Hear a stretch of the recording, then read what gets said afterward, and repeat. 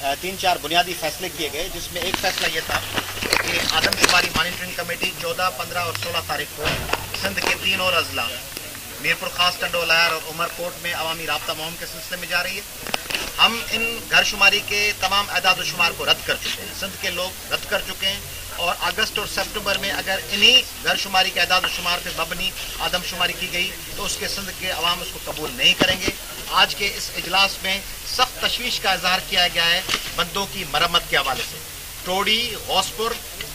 और सुप्रियो, आकिल आगानी, कोट आलमू,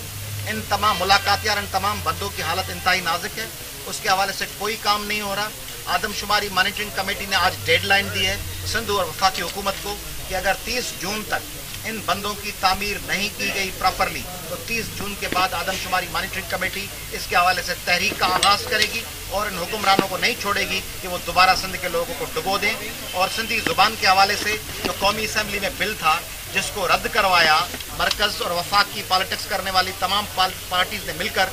आज के इजलास ने उस रवैये की मजम्मत की और आज के इजलास ने मुतालबा किया है कि उर्दू के साथ साथ सिंधी, पंजाबी, बलोची, पश्तो और सराइकी को भी कौमी ज़बान की हैसियत देकर पाकिस्तान की कौमी ज़बान करार दिया।